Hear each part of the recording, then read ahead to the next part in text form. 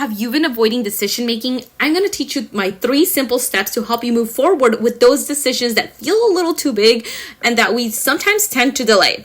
This is super helpful whenever you're trying to make a decision, but you're stuck in the trying mode, or you're just totally avoiding it, but you know it needs to be made. Particularly, it might be those bigger decisions that you know are going to impact several areas of your life. So listen up. Step 1. This is very important and it sounds unconventional, but it is actually going to create the solid foundation to help you make progress. And that is to forgive yourself for having delayed decision making. It is okay. I want you to think that now, right here, right now is the perfect time to start.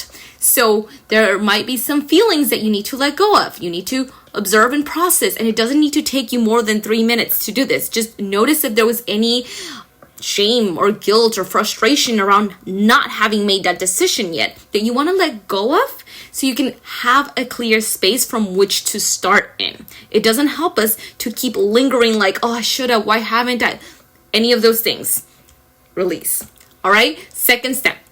We want to be in momentum. So we're going to get started with that by just deciding when the decision is going to be made. I call this a decision date or a decision deadline. And you want to be very clear and specific about when that is. Is it going to be at the end of the day, today at 10 p.m.? Is it going to be on Friday at 3:30 p.m.? Is it going to be at the end of the week? Go to your calendar, put the date and the deadline, and write on there, yay, decision made. And you can put in the details of that decision that you're prepping to make, okay? That's gonna get you into the momentum, and you've already started. Congratulations, you've already started making that decision from a very empowering place. Okay, now this third step is going to have a little bit more details to it, so I want you to lean in and pay attention.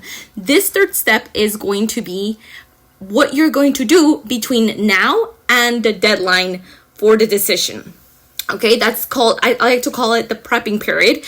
And even if your deadline is at the end of the day for making that decision or at the end of the week, it doesn't matter. What you want to do is you want to practice, hear me out, you want to practice being the version of you that has already made a decision. Now, don't worry, I'm not asking you to make the decision yet. I'm just asking you to practice feeling, thinking, being in that space of being the person that already made the decision, that decision is already done, it's already been cleared out. Okay, so how are we going to do this? There's 4 questions that I like to journal, think about, practice throughout the day, or if I have a couple days before that decision date, I like to really get into that perspective, that mode, that feeling. And the first question is, what is that version of you that already made a decision feeling?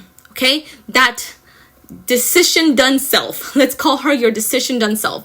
What is she? That's the second question. What is your decision done self thinking? Okay, first question, what is she feeling? Second question, what is she thinking? Third question, what is your decision done self looking forward to? Like, is there something that you're like, oh my goodness, yes, that's going to be amazing because I'm going to get to do that now, or that other thing, or I feel free about this. What is she in that space, right? That fourth question is, what is that version, that done decision version of you actually preparing or planning, knowing, keyword, knowing that God is with her no matter what decision she made?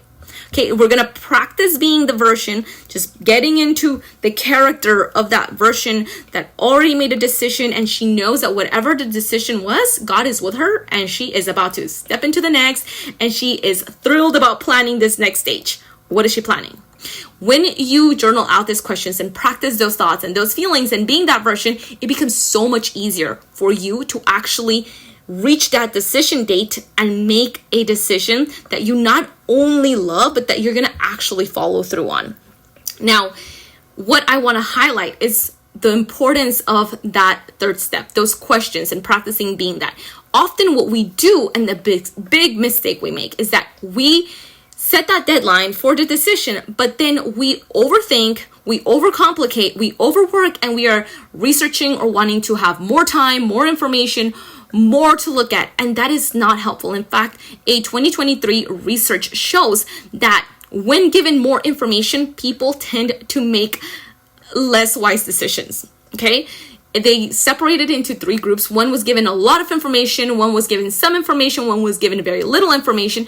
And the group that was given more information actually made worse decisions than the other ones, which shows that it's not about having more time, more information, more data, or more waiting periods. It's actually just about being intentional and knowing that no matter what, God is with you. So it creates a safe space to move forward in the decision and the action of the follow through itself, because you're not having to worry about like, how is it going to look for me to follow through? How is it going to look?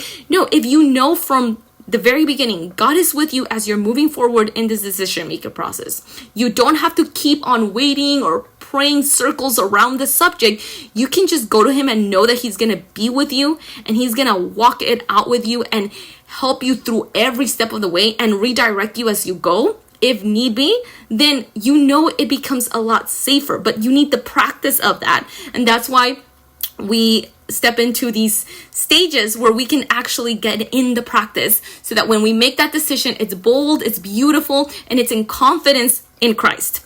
All right, so let me know if you have any questions. I would love to know how you've applied this or anything that you would like to know further about this, and have an amazing, blessed day.